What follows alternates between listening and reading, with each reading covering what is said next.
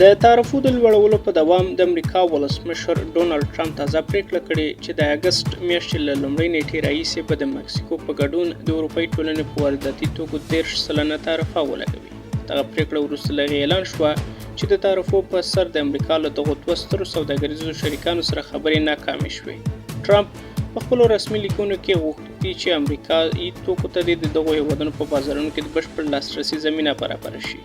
د امریکا د ولسمشر د دغه پرېکړې په غبرګون کې د اروپایي ټولنې د کمیسیون مشر ورسولا فوندر لاین خبرداری ورکړی چې دا تعرفې به د عرضې زنځیرونه ګډوډ کړي. د مکسیکو ولسمشر هم هیله څرګنده کړې چې یوه هوکړه به وشي.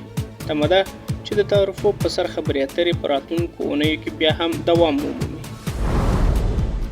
په اوکراین کې د روسیې د تېرې شپې هوایي بریدونو له امله د چرنیوتسي په ښار کې لږ تر لږه 2 کسان وژل شوي دي. اوکرایني چارواکو ویلي چې په ټول اوکراین کې 38 تنه نور ټپیان شوي دي. د روسیې د دفاع وزارت بیا وایي چې د اوکراین پوځي صنعتي تاسیسات او یو پوځي هوایي ډګر یې په نښه کړی دی. دا په داسې حال کې ده چې ملګري ملتونه وایي د جون په میاشت کې په اوکراین کې د ملکیانو تلفات زیات شوي دي. د ملګرو ملتونو د بشري حقوقو د څار ماموریت د راپور له مخې د روسیې په بریدونو کې 232 کسان وژل شوي او 1343 تنه نور ټپیان شوي دي.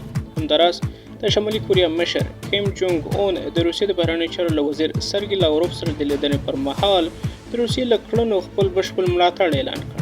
د بلې خوا د اوکراین ولسمشر ولادیمیر زلنسکي ویلي چې کیف له امریکا سره د پاټریوټ دفاعي سیسټمونو په اړه یوې نوې هوکړې ته نږدې شوی دی.